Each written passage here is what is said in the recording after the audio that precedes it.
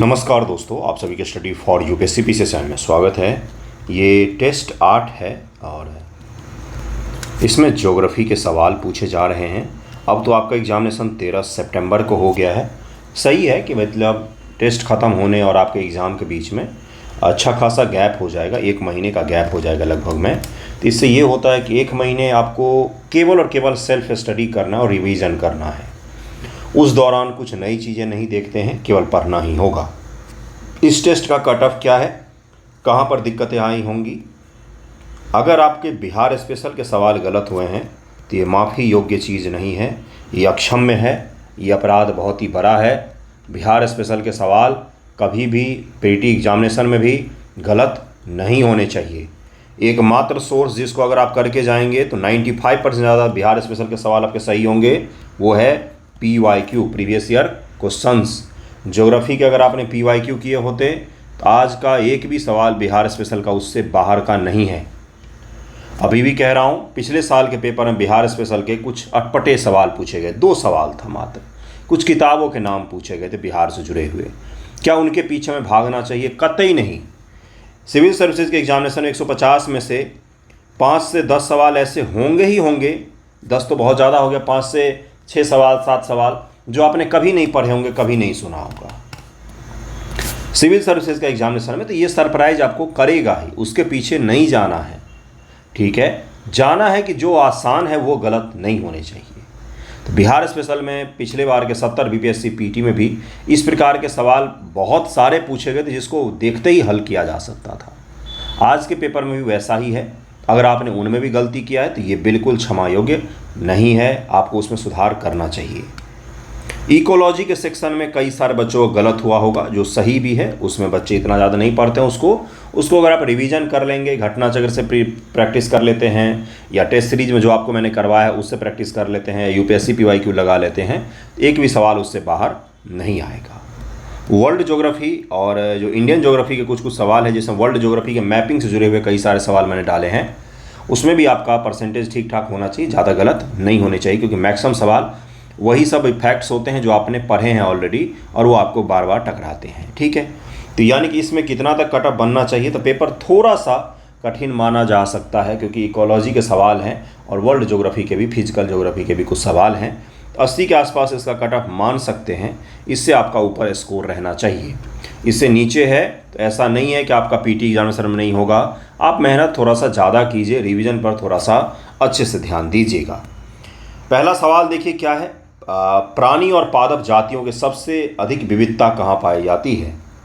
Where is the greatest diversity of animal and plant species found? कहाँ पर पाया जाता है? तो शीतोष्ण वन, मरुस्थल सवाना, उष्णकटिबंधीय आर्द्र वन, कार्बोस और मरुद्यान तंत्र। आपसे मैं पूछता हूँ, आप मुझे एक चीज़ बस बताइए, कहाँ पर ज़्यादा आबादी रहती है? तो जहाँ पर पानी उपलब्ध हो, भोजन सरलता से उपलब्ध हो, वहीं पर अधिक आबादी रहती है। हीट भी सही हो, ऐसा मैंने कि खूब गर्मी पड़ती हो, बारिश भी होती हो भाई, ऐसा चीज़ कहाँ पर मिलेगा भाई? ऐसा मिल सकता है एक ही जगह पर, उष्णकटिबंधीय आर्द्र वनों पर। शीतोष्ण में पानी की कमी हो जाएगी, टेम्परेचर कभी कभार ज़्यादा चला जाएगा तो सारे जीव जंतु नहीं रह सकते हैं। टेम्परेचर कभी कभार कम चला जाता है। मरुस्थल, बहुत ज़्यादा टेम्परेचर या बहुत कम टेम्परेचर, शीत मरुस्थल भी तो होते हैं, तो वहाँ पर नहीं रह सकते हैं। मरुद्यान तंत्र, मरुद्यान आ गया तो फिर से तो वही आ गया, इसको आप पहले ही एलिमिनेट कर सकते हैं, इसको पहले से एलिमिनेट कर सकते हैं। सबसे अधिक जो जैव विविधता पाई जाती है वो कहाँ पर है? तो सदाबहार प्रकार के वन, विषुवतीय वन जो होते हैं, वहीं पर सबसे ज़्यादा जैव विविधता पाई जाती है। पेड़ पौधे प्राणी सभी के, इसका आंसर C हो जाएगा। वन अनुसंधान संस्थान के अंतर्गत वन्य जैव विविधता संस्थान किस स्थान पर है भाई? तो ये है हैदराबाद में। सीधा सीधा सा फैक्चुअल सवाल, इसका आंसर C हो जाएगा। विगत शताब्दी में वायुमंडलीय ओजोन परत के क्षरण का मुख्य कारण क्या रहा है? विगत शताब्दी, विगत 100 ईयर में ओजोन परत के क्षरण का मुख्य कारण क्या रहा है? तो CFC को माना जाता है, CFC को माना जाता है। क्लोरोफ्लोरोकार्बन है, ये सबसे ज़्यादा ओजोन परत को नुकसान पहुंचाता है। फ्लोराइड जो ग्रुप है, इसके जितने भी होते हैं वो सारे के सारे नुकसान पहुंचाते हैं। इसका आंसर A हो जाएगा, A हो जाएगा। निम्नलिखित फसलों में कौन मीथेन और नाइट्रस ऑक्साइड का सर्वाधिक महत्वपूर्ण मानव जनित स्रोत है? देखिए यहाँ पर क्या बोला जा रहा है, मानव जनित स्रोत बोला जा रहा है बंधुओं। मानव के द्वारा किए गए क्रियाकलापों से उत्पन्न जो है उसके बारे में पूछा जा रहा है। इसका आंसर हो जाएगा धान का खेत, क्योंकि कार्बन और हाइड्रोजन का बहुत ही सरल सा मिश्रण होता है मीथेन। ठीक है, तो कार्बन और हाइड्रोजन जहाँ भी मिलेंगे, कार्बन धान के पौधे में है और हाइड्रोजन उसमें बहुत भारी मात्रा में जल का उपयोग होता है, तो वहाँ से वो हाइड्रोजन ले लेता है। इसलिए यहाँ पर मीथेन का भारी उत्सर्जन होता है, मीथेन का भारी उत्सर्जन होता है। तो यही सबसे बड़ा स्रोत मानव निर्मित हो जाएगा। इसका आंसर बी हो जाए। प्राकृतिक रूप से भी प्रकृति भी मीथेन का बहुत ज़्यादा उत्सर्जन करती है। जैसे वेटलैंड जो होते हैं, यहाँ से भारी मात्रा में मीथेन का उत्सर्जन होता है। जैसे पशुओं से उनके मुंह से जो भाप निकलती है, या फिर गोबर जो होते हैं उसमें जो गंध होता है, उनसे भी मीथेन का बहुत ही भारी स्तर पर उत्सर्जन होता है। तो इसका आंसर क्या हो जाएगा? बी इसका उत्तर हो जाएगा। महासागरों में अम्लीकरण का मुख्य कारण क्या है? इसका आंसर क्या हो जाएगा? कार्बन डाइऑक्साइड को सबसे बड़ा कारण माना जाता है। समुद्री खरपतवार निम्न से किसका महत्वपूर्ण स्रोत होते हैं? तो समुद्र में जो खरपतवार होते हैं तरह तरह के, वो मुख्य रूप से सबसे बड़ा स्रोत होते हैं आयोडीन के। इसका आंसर डी हो जाएगा। निम्न से कौन अधिकतम कुशलतापूर्वक सौर ऊर्जा को रासायनिक ऊर्जा में परिवर्तित करता है? सोलर से एनर्जी आ रही है और वो केमिकल एनर्जी में बदल रही है, तो सबसे अच्छा ये काम कौन करता है? तो क्लोरेला है ये जो सबसे अच्छा ये काम कर पाता है। क्लोरेला कुशलतापूर्वक सौर ऊर्जा को रासायनिक ऊर्जा में परिवर्तित कर देते हैं। सौर ऊर्जा को रासायनिक ऊर्जा में बदलने की क्लोरेला की क्षमता 8% है। क्लोरेला शैवाल की एक प्रजाति होती है जो सूर्य से एनर्जी लेकर के उसको केमिकल में बदलती है, केमिकल उसको बदल देती है आउटपुट में। इसको क्लोरेला कहा जाता है। एक प्रकार का शैवाल होती है जो समुद्रों में पाई जाती है।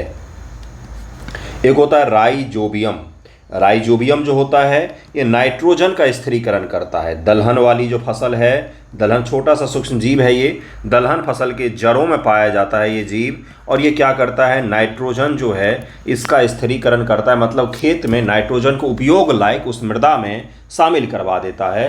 ये काम राइजोबियम करता है, इसको भी ध्यान में रखिएगा। दो भिन्न समुदाय के बीच का संक्रमण क्षेत्र क्या कहलाता है? इसको इको टाइप कहा जाता है। इसका आंसर इकोटोन कहा जाता है। इसका आंसर डी हो जाएगा, इकोटोन हो जाएगा। यहाँ पर दो निकटवर्ती और भिन्न पादप समुदायों के सीमा को घेर लेने वाले विविध प्रकार के प्राकृतिक वनस्पति के संक्रमण क्षेत्र को इकोटोन के रूप में जाना जाता है। मिसप्रिंट है यहाँ पर आंसर में, इकोटोन ही होगा। याद रखिएगा, इसका आंसर डी हो जाएगा, इकोटोन हो जाएगा। दो भिन्न समुदाय का, मान लीजिए कि एक समुदाय है ये और एक समुदाय है ये, इन दोनों समुदाय एक यहाँ पर रहते हैं, एक दूसरे यहाँ पर रहते हैं। इन दोनों का जो बीच का संक्रमण क्षेत्र होगा, यहाँ पर दोनों की विशेषता पाई जाएगी, दोनों की विशेषता पाई जा सकती है। इसी को इकोटोन कहा जाता है। इकोटोन संक्रमण का मतलब होता है दोनों के बीच का ट्रांजिशन जो होता है उसी को संक्रमण फेज कहा जाता है। संक्रमण वाला जगह कहा जाता है जहाँ पर दोनों की विशेषताएँ पाई जाती है, उसी को इकोटोन कहा जाता है। यूनेस्को द्वारा मैन एंड बायोस्फीयर प्रोग्राम की शुरुआत किस वर्ष हुई थी? तो 1971 में हुई थी। इसका आंसर बी हो जाएगा। ये प्रोग्राम क्या है? तो दरअसल मानव को बायोडाइवर्सिटी से रिलेट करके हमें दोनों को संरक्षित करना पड़ेगा। इसके तहत दुनिया के अलग अलग इको सेंसिटिव जोनों की भी पहचान की गई है।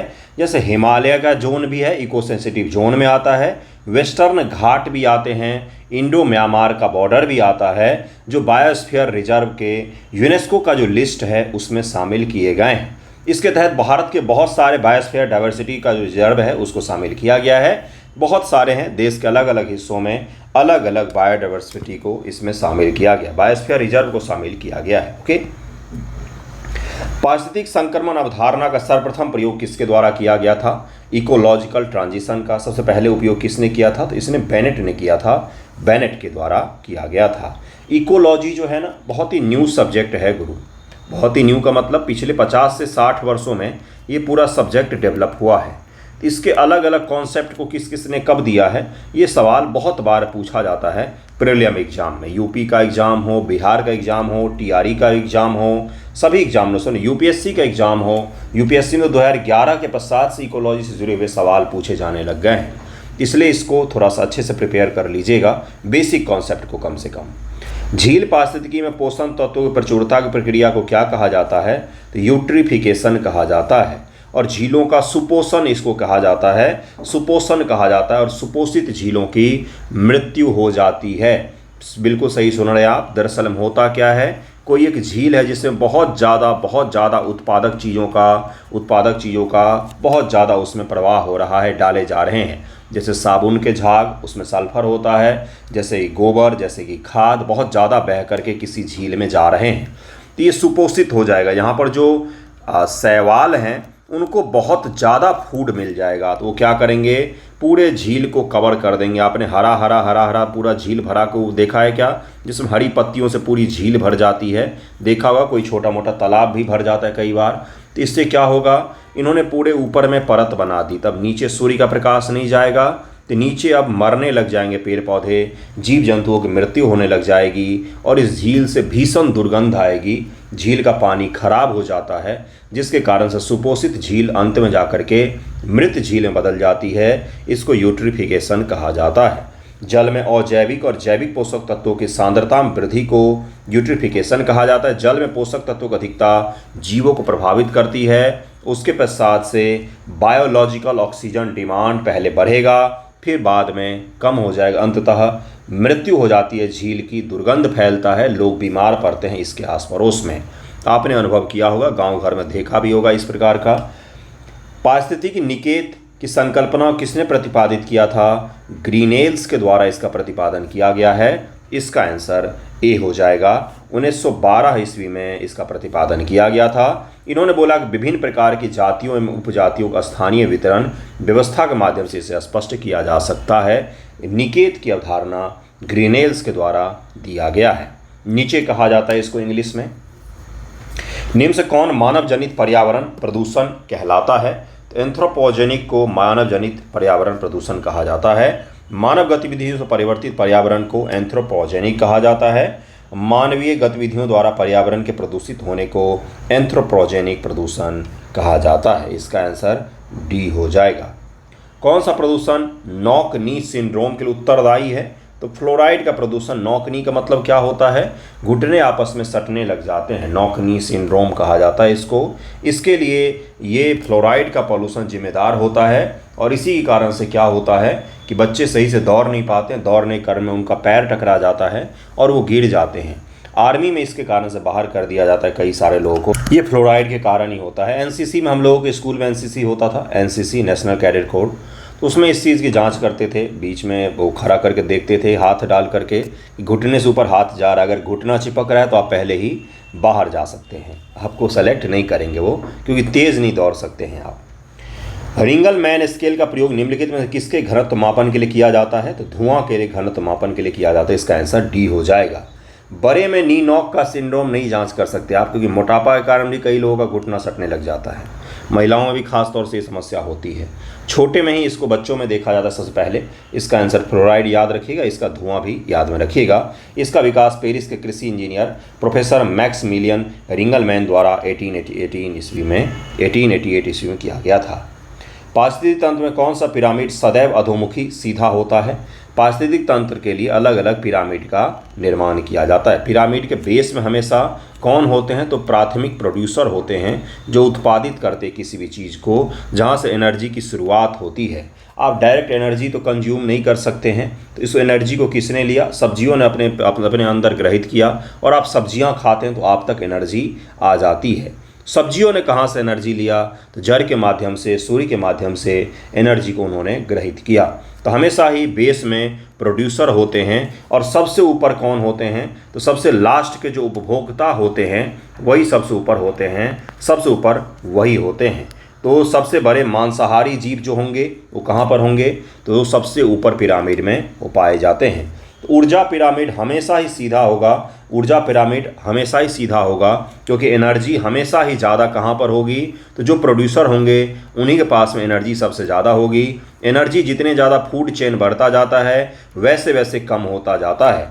अलग अलग चीज़ों का पिरामिड बनाया जाता है, जैसे जैव भार का, बायोमास का अलग पिरामिड होता है, संख्या का पिरामिड अलग होता है, एनर्जी का पिरामिड अलग होता है, परितंत्र का पिरामिड अलग होता है। तो जब भी पिरामिड बनाया जाता है तो आपको क्या दिखेगा, हमेशा ही बेस में किसको रखना है, जहाँ से फूड चेन की शुरुआत हो रही है। तो एनर्जी सबसे ज़्यादा कहाँ पर होगा, पिरामिड में, एनर्जी पिरामिड में हमेशा ही जो एनर्जी होगी सबसे ज़्यादा वो बेस स्तर पर ही होगी, इसलिए कभी भी उल्टा नहीं बन सकता है। वहीं जैव भार को अगर हम देखें तो मान लीजिए बड़े जानवरों का जैव भार जो होता है, जिसमें क्या होता है जैव भार भाई, तो केवल और केवल शुष्क जो बॉडी वेट होता है वही इसमें निकाला जाता है। इसमें से पानी अलग कर देंगे, उसके बाद जो वजन बचेगा उसी को जैव भार कहा जाता है। जैव भार में हो सकता है कि बड़े जानवर जो हैं उनका ज़्यादा जैव भार आ जाए तो उल्टा पिरामिड बन जाए भाई, ऐसा हो सकता है। लेकिन एनर्जी का पिरामिड हमेशा ही सीधा ही बनेगा। क्यों भाई, क्योंकि जहाँ से उत्पादित हो रही है चीज़ें, एनर्जी हमेशा ही उसमें ज़्यादा होगा। हरी साग सब्जियों में एनर्जी ज़्यादा होगा, जो नॉनवेज खाते हैं आप उसमें एनर्जी कम होता है।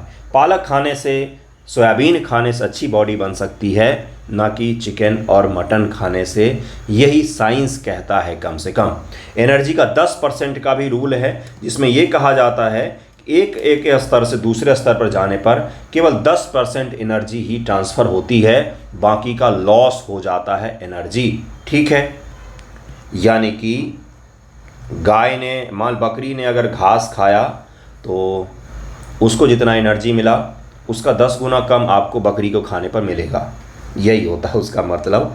इसका आंसर सी हो जाएगा। निम्न से कौन सा जैव भू रासायनिक चक्र गैसीय चक्र नहीं होता है, तो सल्फर चक्र जो है ये गैसीय चक्र नहीं है भाई, बाकी तो सारे गैस हैं। राष्ट्रीय वन नीति 1952, वन संरक्षण 1980, वन्य जीव संरक्षण 1972 पूछा जाए कौन सा सही सुमेलित है, तीनों के तीनों सही सुमेलित हैं, तीनों ही आया था। सबसे पहले 1952 में ही तय किया गया था, 33% फॉरेस्ट का नियम जो है सबसे पहले उसी में तय किया गया था। विषुवत रेखा ध्रुवों की ओर बढ़ने पर बायोमों का सही अनुक्रम क्या होगा, तो सबसे पहले आएगा वनीय। विषुवत पर हैं हम और कहाँ पर जा रहे हैं भाई, ध्रुव की तरफ जा रहे हैं, तो यहाँ पर बहुत ज़्यादा फॉरेस्ट होंगे। उसके बाद टैगा प्रकार की जलवायु होगी, फिर सबसे ऊपर टुंड्रा होगी, बिल्कुल ठंडा जगह, फिर उससे ऊपर ध्रुवीय हो जाएगा, यहाँ पर कोई भी पेड़ पौधा होता ही नहीं है, केवल जीव होते हैं, वो भी थोड़े बहुत। अगला सवाल है, जैव विविधता पृथ्वी पर समान रूप से नहीं पाई जाती। बिल्कुल सही है भाई, कहाँ पाई जाती, यहाँ पर जैव विविधता अधिक है, यहाँ पर जैव विविधता बहुत कम है ध्रुवों पर। भूमध्य रेखा से ध्रुवों की ओर जाने पर प्रजाति विविधता कम होती जाती है, भूमध्य रेखा से ध्रुव की ओर जाएंगे तो डाइवर्सिटी कम हो जाएगा। बिल्कुल सही कह रहे हैं भाई, इसका आंसर सी हो जाएगा। यहाँ पर ज़्यादा जीव जंतु पेड़ पौधे पाए जाते हैं, यहाँ पर तो पेड़ पौधे होते नहीं हैं, बस जीव जंतु होते हैं। धूल प्रदूषण रोकने के लिए कौन सा उपयुक्त वृक्ष है, तो सबसे बड़ा, सबसे ज़्यादा उपकारी वृक्ष माना था सीता अशोक को, जो आपके अगल बगल में अशोक होता है उसको सबसे ज़्यादा माना जाता है धूल कणों को रोकने के लिए उपयुक्त। इसलिए सड़क किनारे सरकार प्रमोट भी करती है इसको, लेकिन लोग उखाड़ करके घर लेकर चले जाते हैं। सीता अशोक वृक्ष वर्षा वनीय वे पेड़ है, यह दक्कन के पठार पश्चिमी घाट के मध्य में पाया जाता है। इसका आंसर बी हो जाएगा। पॉपुलर क्या है, तो ये कागज उद्योग के लिए उपयोग होता है। ठीक है, नीम महुआ तो पता ही है आपको। सर्विस स्टेशन पर मोटर कारों के प्रदूषण जांच में निम्न से किसकी पहचान, उसकी मात्रा को मापा जाता है, तो सीसा और कार्बन कण की माप की जाती है। नील नदी, जाम्बेजी, नाइजर और काबुल, इनसे जुड़ा हुआ सवाल इसी प्रकार का पिछले टेस्ट में भी पूछा गया था।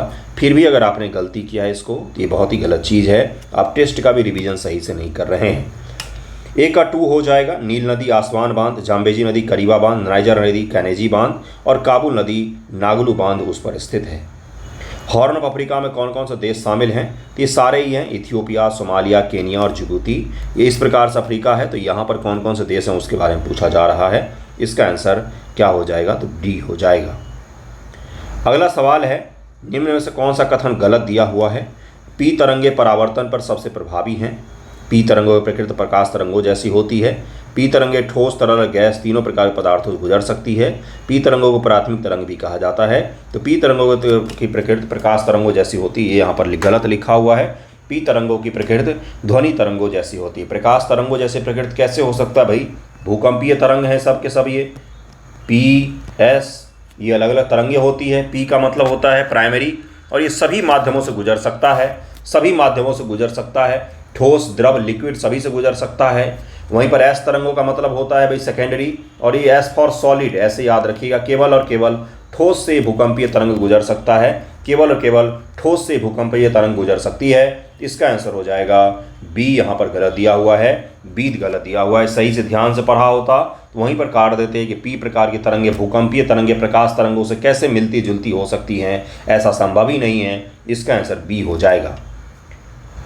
निम्न कथनों में सत्य कथन विचार कीजिए। पृथ्वी के आंतरिक भाग से ऊर्जा निकलने के कारण भूकंपीय तरंगें उत्पन्न होती हैं। पृथ्वी का वह स्थान जहां से ऊर्जा निकलती अधिकेंद्र कहलाता है। सबसे पहले भूकंपीय तरंगों को उद्गम केंद्र में महसूस किया जाता है। सत्य कथन हो जाएगा केवल 1 सही है। वह स्थान जहां से ऊर्जा निकलती भूकंप का उद्गम केंद्र कहलाता है। उद्गम केंद्र कहलाता है, ना कि अधिकेंद्र कहलाता है। वो भूकंप का उद्गम केंद्र कहलाता है, इसको ध्यान रखिएगा। यहाँ पर देखिए लिखा हुआ है, सतह पर वह बिंदु जो उद्गम केंद्र के समीपस्थ पहले महसूस किया जाता है उसको हम लोग फोकस, उसको हम लोग अधिकेंद्र कहते हैं, उसको हम लोग एपिसेंटर कहते हैं। अधिकेंद्र को अगर 3 नंबर में लिख देंगे और उद्गम केंद्र को अगर 2 नंबर में लिख देंगे तो ये दोनों भी सही हो जाते। इंटरचेंज कर दिया गया था। पहला आंसर इसका सही हो जाएगा। भूकंपीय तीव्रता को मापा जाता है रिएक्टर स्केल पर। ये तो सबसे आसान सवाल था आज के पेपर का। पृथ्वी के भूपर्पटी के समय नीचे दिए कथनों में सत्य कथन पर विचार कीजिए। जरा विचार कीजिए कि देखिए क्या लिखा हुआ है। महाद्वीपों में भूपर्पटी की मोटाई महासागरों की तुलना में कम है। सीरियसली, महाद्वीपों की जो प्लेटें हैं वो ज़्यादा मोटी है, महासागरों की प्लेटें कम मोटी है। लेकिन महासागरों की प्लेटें भारी और हाई डेंसिटी की होती हैं, हाई डेंसिटी की होती हैं। वहीं पर महाद्वीपीय प्लेट हल्की और मोटी होती हैं। हल्की का मतलब ये नहीं कि हाथ से उठाया जा सकता है, पूरे पूरे महाद्वीप की हम लोग बात कर रहे हैं। इसीलिए जब महाद्वीपीय और महासागरीय प्लेट का टकराव होता है तो महासागर की प्लेट भारी होने के कारण से नीचे चली जाती है, नीचे चली जाती है, नीचे बिल्कुल चली जाएगी। और यहाँ पर ज्वालामुखी इसीलिए नहीं बनता है क्योंकि यहाँ पर महाद्वीपीय प्लेट बहुत ज़्यादा मोटी है, इनको तोड़ करके बाहर आ पाना बहुत कठिन होता है। जिसका उदाहरण है हमारा हिमालय, जिसका उदाहरण हमारा हिमालय हो सकता है। इसमें थोड़ा चेंज कर देता हूँ, हिमालय नहीं होगा, एक कॉन्सेप्ट में यहाँ पर गड़बड़ी होगी, मैं करेक्ट कर देता हूँ। मैं महाद्वीप समझाने लग गया था। महाद्वीपीय प्लेट मोटी होती हैं, महासागरीय प्लेटें भारी और पतली होती हैं। ठीक है, इससे क्या होगा, वजन ज़्यादा है और पतली है तो क्या होगा, डेंसिटी इनकी बहुत ज़्यादा होती है। जब इनका टक्कर होता है तो महासागरीय प्लेट जो है ये नीचे चली जाएंगी। आप इमेजिन कीजिए, एक मोटा सा पतला भारी कम भारी, एक मोटा सा प्लेट ले रहे हैं हम लोग, और दूसरा क्या है बहुत भारी और पतली सी है। उन दोनों को टक्कर करवाएंगे तो क्या होता है, जो भारी प्लेट होता है ना वो नीचे की तरफ में उसका निक्षेपण हो जाता है। इससे क्या होगा, ये दुर्बल मंडल में पहुंच जाएगा जहां पर ये पिघलने लग जाता है, और पिघलने के फलस्वरूप भारी मात्रा में यहाँ पर क्या होगा, तो भारी मात्रा में यहाँ पर ज्वालामुखी उत्पन्न होते हैं, जिसका उदाहरण है रिंग ऑफ फायर। मैंने इससे पहले महाद्वीप पढ़ाने लग गया था मैं, जिसका उदाहरण है रिंग ऑफ फायर, जहां पर ढेर सारी ज्वालामुखी आपको देखने को मिलेगा। प्रशांत महासागर की प्लेट चारों तरफ के महाद्वीपों की प्लेट से टकरा रही है और ढेर सारी ज्वालामुखी बनती है। अगला है कि मुख्य पर्वतीय क्षेत्रों में भूपर्पटी की मोटाई सबसे कम पाई जाती है। इसका आंसर क्या हो जाएगा, डी है, यहाँ पर डी हो जाएगा। दोनों ही गलत हो जाएगा। क्यों गलत हो जाएगा आपको समझा दिया। महासागरीय प्लेट जो होती हैं ये ज़्यादा पतली होती हैं, महाद्वीप की जो प्लेट होती हैं वो ज़्यादा मोटी होती हैं। महासागरीय प्लेट डेंसिटी ज़्यादा होता है, महाद्वीपीय प्लेट की डेंसिटी कम होती है। इसका आंसर डी हो जाएगा। दोनों ही यहाँ पर गलत दिया हुआ है। मेंटल के ऊपरी भाग को दुर्बल मंडल कहा जाता है। क्रोड एवं संपूर्ण मेंटल मिलकर स्थल मंडल का निर्माण करते हैं। संपूर्ण मेंटल नहीं होगा, मेंटल का ऊपरी भाग जो होता है वो स्थल मंडल का निर्माण करता है, इसीलिए केवल 1 सही हो जाएगा, दूसरा गलत हो जाएगा। मोना लोआ हवाई में है, हवाई में है, इसका आंसर बी हो जाएगा। निम्न से किसने सर्वप्रथम यूरोप, अफ्रीका व अमेरिका कभी जुड़े होने की संभावना व्यक्त की थी। तो अल्फ्रेड वेगनर ने तो बाद में की है, सबसे पहले अब्राहम आर्टेलियस ने किया था। इसका आंसर बी हो जाएगा। बहुत सारे बच्चों ने ए आंसर मारा होगा। बैथोलिथ और फैकोलिथ के निर्माण का संबंध किससे संबंधित है, तो ज्वालामुखी से है। ज्वालामुखी अंदर में पृथ्वी है, पृथ्वी के अंदर में ज्वालामुखी उत्पन्न होती है लेकिन वो बाहर नहीं आ पाती है। तो जो मैग्मा है वो ठंडा होकर अलग अलग आकृतियों का निर्माण करते हैं। उसी को बैकोलिथ, फैकोलिथ, डाइक, सिल, अलग अलग उनके संरचनाओं का नाम है। इसका आंसर ये हो जाएगा। किस स्तर से अधिक की ध्वनि खतरनाक मानी जाती है प्रदूषण? तो 80 डेसिबल से ज़्यादा का अगर आप ध्वनि सुन रहे हैं आस पड़ोस में तो वो बहुत ज़्यादा खतरनाक मानी जाती है। मोबाइल ऐप होता है जिसमें आप ध्वनि प्रदूषण जांच सकते हैं अपने रूम में बैठ करके। और अगर आपके रूम में ध्वनि प्रदूषण ज़्यादा है, कहीं फ्लैट में रह रहे हैं, कहीं तैयारी करने के लिए रह रहे हैं, तो आप उसमें कंसंट्रेट होकर के पढ़ नहीं पाएंगे। अगर लगातार ज़्यादा है तो ठीक है, इसका आंसर डी हो जाएगा।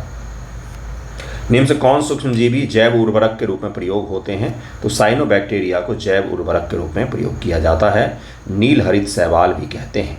जिप्सम के प्रयोग से पौधे को निम्नलिखित में कौन सा तत्व प्राप्त होता है? तो सल्फर प्राप्त होता है, उनको सल्फर प्राप्त होता है। सल्फर द्वारा फसलों में प्रोटीन की मात्रा में वृद्धि होती है, साथ ही पर्णहरित लवक के निर्माण में भी योगदान देता है। भारत में किस वर्ष मगरमच्छ प्रोजेक्ट? तो 1975 में मगरमच्छ प्रोजेक्ट को यूनाइटेड नेशन डेवलपमेंट प्रोग्राम के तहत में शुरू किया गया था। UNDP के सहयोग से शुरू किया गया था। निम्न से किसी 1000 झीलों का देश कहा जाता है या फिर झीलों का देश कहा जाता है? तो वह फिनलैंड है। फिनलैंड है, इसका आंसर ए हो जाएगा। इसका आंसर ए हो जाएगा। और फिनलैंड को सबसे ज़्यादा झीलों का देश कहा जाता है। झीलों का शहर भारत में किस शहर को कहा जाता है, ये आप मुझे बताइएगा। निम्न से किस एक देश की चीन के साथ सीमा नहीं है? तो थाईलैंड की इसमें से चीन के साथ सीमा नहीं है। इसका उत्तर बी हो जाएगा। कोसी मैदान के समुद्र तल से औसत ऊंचाई 100 मीटर मानी जाती है। 100 मीटर है। ये BPSC PYQ था, बिहार स्पेशल का सवाल था ये। निम्नलिखित अफ्रीकी देशों में से कौन सा देश भू आबद्ध नहीं है? तो अंगोला जो है ये अटलांटिक महासागर के तट पर है। बाकी जाम्बिया, युगांडा और जिम्बाब्वे भू आबद्ध लैंडलॉक्ड देश हैं। वेनेजुएला के निम्न पत्तन में से किस एक को तेल पत्तन के रूप में विकसित किया गया है? तो मरकैबो है। वेनेजुएला दुनिया में भंडारण के दृष्टिकोण से दुनिया का सबसे बड़ा तेल वाला देश है। भंडारण सबसे अधिक दुनिया में वेनेजुएला के पास में ही है। उत्पादन सबसे अधिक इराक और सऊदी अरब करते हैं। निम्न से कौन संयुक्त अरब अमीरात की राजधानी है? तो आबू धाबी है संयुक्त अरब अमीरात की राजधानी। UAE है। ये ध्यान, UAE की राजधानी आबू धाबी है। सऊदी अरब की राजधानी क्या है? आपको पता होगा। कतर की राजधानी क्या है? आपको पता होना चाहिए भाई, दोहा है। ये सब राजधानी तो पता होना चाहिए। इराक की राजधानी क्या है? बगदाद है। ईरान की क्या है? ये सब आपको पता होना चाहिए। कृपया इनको ढंग से याद कर लें। मिडिल ईस्ट के देश इंपॉर्टेंट हैं, तो मैपिंग में जाकर के एक बार देखेंगे तो सारा याद हो जाएगा। ऐसा कोई खास कठिन नहीं है। इंपॉर्टेंट बहुत होते हैं ये सब। अगला देखिए, निम्न से कौन सा एक राष्ट्रीय राजधानी नहीं है? तो बर्लिन भी है जर्मनी की, कैनबरा ऑस्ट्रेलिया की, बीजिंग चीन की, न्यूयॉर्क अमेरिका की राजधानी नहीं है बल्कि इकोनॉमिक हब है। तो इसका आंसर सी हो जाएगा। कोपा कबाना पुलीन होता है, शैवालों से निर्मित स्ट्रक्चर होते हैं। ये कहाँ पर हैं? तो रियो डी जेनेरियो में है। इसका आंसर सी हो जाएगा। ऑस्ट्रेलिया में शीतोष्ण कटिबंधीय घास भूमियाँ जो मरे और डार्लिंग नदी दोनों ही में फैले हैं, ये नदियों के नाम है भाई। उन्हें किस नाम से जाना जाता है? तो इसको डाउन्स कहा जाता है। ऑस्ट्रेलिया में डाउन्स कहा जाता है। वेल्ड दक्षिण अफ्रीका हो गया। दक्षिण अफ्रीका। प्रेरी कहाँ पर हो गया? उत्तरी अमेरिका, USA या उत्तरी अमेरिका के भागों में मान सकते हैं। ठीक है, अगले सवाल पर चलते हैं कि दक्षिण अमेरिका किस क्षेत्र में पाए जाने वाले वनों को मोंटाना कहा जाता है? एंडीज पर्वत के पूर्वी ढालों पर, ये जो एंडीज पर्वत है इसके पूर्वी ढालों पर जो वन पाए जाते हैं उसको मोंटाना कहा जाता है। इसका आंसर बी हो जाएगा। दक्षिण अमेरिका में एंडीज है, उत्तरी अमेरिका में रॉकीज़ है, रॉकीज़ की श्रेणी है, तो ये भी ध्यान रखिएगा। और एशिया में कौन सा है? तो हिमालयन श्रेणी है। एशिया में हिमालय पूर्व से पश्चिम में विस्तारित है, वहीं पर रॉकीज़ और एंडीज उत्तर से दक्षिण में विस्तारित हैं। ये भी याद रखिएगा। इसका आंसर बी हो जाएगा। अगला सवाल है कि निम्नलिखित कथनों सत्य कथन को चुनें। ऑस्ट्रेलिया बॉक्साइट का सबसे बड़ा उत्पादक है। कलसूमी बॉक्साइट खनन का एक प्रमुख क्षेत्र है। इसका आंसर केवल 1 हो जाएगा। देखिए इस पर क्या लिखा हुआ है कि कालगुरली ऑस्ट्रेलिया में सोना खनन का एक प्रसिद्ध क्षेत्र है। तो इसका आंसर इसीलिए दूसरा गलत हो जाएगा। इसका आंसर केवल 1 हो जाएगा। अगला सवाल है कि निम्नलिखित में किस बंदरगाह को विश्व में कॉफ़ी बंदरगाह के नाम से जाना जाता है? तो ये सेंटोस का बंदरगाह है, जहाँ पर ब्राज़ील है ना, ब्राज़ील में ये बंदरगाह स्थित है। इसका आंसर सी हो जाएगा। पृथ्वी कुल आयतन में सबसे अधिक हिस्सा किसका है? तो क्रोड का हिस्सा सबसे ज़्यादा है, लगभग में पृथ्वी का आयतन का सबसे बड़ा हिस्सा मेंटल के पास होता है जो लगभग 83% है। कास्ट का केवल 0.5%, क्रोड का लगभग 16.5% होता है, इसलिए इसका सबसे अधिक आयतन मेंटल का हो जाएगा। बी इसका आंसर होगा, बी इसका आंसर हो जाएगा। पृथ्वी के 3 परत होते हैं, यह है पृथ्वी, ठीक है, ये सबसे नीचे वाला कोड हो गया। ये पृथ्वी के टोटल आयतन का 16.1% होता है। वहीं पर क्रस्ट जो है सबसे ऊपरी परत, ये हल्का परत होता है, कम पतला होता है, इसका 1.4% ही है। तो बाकी जो 83% हिस्सा बचता है वो मेंटल का होता है। यहाँ पर सुधार करना है आपको, मेंटल का होता है। कोर जो होता है ये नीफे होता है, निकेल और आयरन का बना होता है, निकेल और आयरन का बना होता है, ये भी ध्यान में रखिएगा। ऊपरी कोर जो है ये तरल अवस्था में है, और आंतरिक कोर को भी 2 भाग में बांटा जाता है। आंतरिक कोर जो है ये सॉलिड फॉर्म में एग्जिस्ट करता है। पृथ्वी का सबसे आंतरिक भाग यही होता है। इसका आंसर बी हो जाएगा, मेंटल हो जाएगा, बी हो जाएगा, बी हो जाएगा। यहाँ पर करेक्शन कर लीजिएगा, बी इसका आंसर हो जाएगा। गंडक नदी का दूसरा नाम क्या है? तो नारायणी है, इसका आंसर सी हो जाएगा। अगला सवाल है कि बिहार में बहने वाली पवित्र नदी फाल्गु निम्नलिखित में किन नदियों के संगम से बनती है? तो इसका आंसर हो जाएगा ए, मोहना और लीलांजन नदी के संगमों से बनती है। अगला है कि आर्कियोजोइक महाकल्प की चट्टानों में जीवाश्मों का पूर्णतः अभाव है। पृथ्वी पर जीवन की उत्पत्ति इसी महाकल्प में हुई थी, तो इसका आंसर सी हो जाएगा। दोनों यहाँ पर सही दिए हुए हैं। बिहार के निम्न प्रशासनिक विभागीय जोड़े में से किस जोड़े से गंगा नदी नहीं बहती है, ये पूछा जा रहा है। तो इसका आंसर है कोसी और मगध का जो जोड़ा है, इसमें से गंगा नदी नहीं बहती है। गंगा नदी ना तो कोसी प्रमंडल जैसे सहरसा सुपौल है, और ना ही मगध प्रमंडल गया नवादा से होकर के बहती है। ये दोनों क्षेत्र गंगा के मुख्य प्रवाह से काफ़ी दूर स्थित होते हैं। मुंगेर में है, भागलपुर में हो जाएगा, यहाँ सारण में हो जाएगा, इसलिए ये तीनों तो आंसर हो ही नहीं सकता है। बिहार में सिंचाई के संबंध में निम्न से कौन सा कथन सही नहीं है? तो इसका आंसर बी हो जाएगा। बिहार की कुल सिंचित क्षेत्रफल लगभग 30% नहरों और 39% नलकूपों द्वारा सिंचित होता है, ये यहाँ पर गलत हो जाएगा। बिहार के कुल सिंचित क्षेत्र से जो लगभग 60% तक होता है नलकूपों से सिंचित क्षेत्र है, नहरों से 30% होता है, नहर से मात्र 30% और नलकूप से 60% एरिया को सिंचित किया जाता है। साहेल क्षेत्र निम्न से किस एक देश का क्षेत्र सम्मिलित नहीं है? साहेल में इथियोपिया सम्मिलित नहीं है, ये अफ्रीका है, ये सहारा का रेगिस्तान है। सहारा के रेगिस्तान के ठीक नीचे का जो क्षेत्र होता है वो साहेल क्षेत्र होता है। इसमें कौन कौन से देश हैं? Mauritania, Mali, Gambia, Niger, Nigeria, Burkina Faso, Cameroon, Senegal और सेंट्रल अफ्रीकन रिपब्लिकन शामिल हैं। ये अफ्रीका है। इस प्रकार से तो ये जो सहारा रेगिस्तान के ठीक नीचे का ये जो भाग है यही इसमें शामिल होता है। Sahel region UPSC prelim exam में ये पूछा जा चुका है। इंडोनेशिया निम्नलिखित किस देश के साथ भूमि साझा नहीं करता है, मतलब कि सीमा साझा नहीं करता है? तो ब्रुनोई है, ब्रुनोई है, इसका आंसर ए हो जाएगा। निम्न से किनके बीच मैगिनॉट रेखा सीमा निर्धारण करती है? मैगिनॉट रेखा फ्रांस और जर्मनी के बीच में सीमा निर्धारण का काम करती है।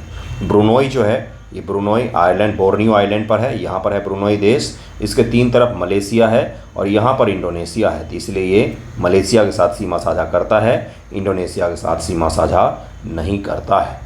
तुर्की का कौन सा नगर पश्चिम का द्वार कहलाता है? आसान से सवाल हैं ये सब, तो इस्तांबुल इसका आंसर हो जाएगा।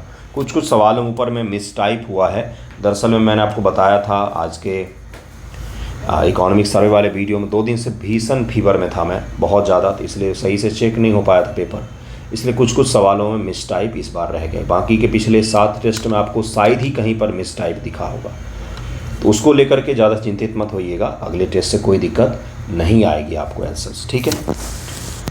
दामोदर, कोयल और सुवर्ण रेखा नदियाँ निम्नलिखित में किससे निकलती है? तो छोटा नागपुर के पठारों से निकलती है, इसका आंसर सी हो जाएगा। अगला है निम्नलिखित में कौन समूह की नदियाँ बिहार और उत्तर प्रदेश के बीच सीमा रेखा बनाती हैं? तो इसका आंसर सी हो जाएगा। कर्मनासा, गंडक और घाघरा जो नदियाँ हैं ये किसके बीच में? तो बिहार और यूपी के बीच में सीमा बनाती है। यहाँ पर कमला आप एलिमिनेट कर सकते थे, यहाँ पर कोसी आप एलिमिनेट कर सकते थे, यहाँ पर पुनपुन को आप एलिमिनेट कर सकते थे आसानी से पढ़ करके, जिसके बारे में आपको पता है। बिहार में निम्नलिखित कौन से समूह की नदियाँ गंगा अथवा उसकी सहायक नदियों में उत्तर की ओर से आकर के मिलती है? तो गंडक, कमला और बागमती। पुनपुन दक्षिण बिहार से आती है, यहाँ कर्मनासा लिखा हुआ है। यहाँ पर कौन सा लिखा हुआ है? तो कोसी लिखा हुआ है। इस प्रकार से हर ऑप्शन में से एक एक नदी को आप एलिमिनेट कर सकते थे। जलवायु परिवर्तन पर अंतर सरकारी पैनल आईपीसीसी का गठन किस संस्था के द्वारा किया गया है? तो आईपीसीसी को वर्ल्ड मेट्रोलॉजिकल ऑर्गेनाइजेशन और यूनाइटेड नेशन एनवायरनमेंट प्रोग्राम के द्वारा गठित किया गया। कब गठित किया गया? तो 1988 में किया गया है। बिहार का शोक कोसी नदी को कहा जाता है। बहुत गलत चीज़ है, नदी तो अपने हिसाब से ही बह रही है, लोग उसके राह में जाकर के घर बना लेते हैं। इसका आंसर सी हो जाएगा। खैबर दर्रा हिंदुकुश पर्वत श्रेणी में स्थित है। बेलन घाटी को पाकिस्तान का स्वर्ग कहा जाता है। नहीं, बेलन को नहीं, स्वात घाटी को पाकिस्तान का स्वर्ग कहा जाता है। यहाँ के एवरेज लोगों का जीवन 110 वर्ष होता है। एवरेज जो ये लोग जीते हैं 110 वर्ष जीते हैं। इतना स्वच्छ वातावरण, इतना स्वच्छ पानी, इतना स्वच्छ वहाँ का जलवायु है कि वहाँ के लोग न तो बूढ़े होते हैं न बीमार होते हैं। 110 वर्ष हो जाता है उनका आयु एवरेज। पाकिस्तान को नहरों का देश कहा है, तो ये सही है। इसका आंसर सी हो जाएगा। 1 और 3 यहाँ पर सही है, दूसरा यहाँ पर गलत हो जाएगा। ये याद रखिएगा।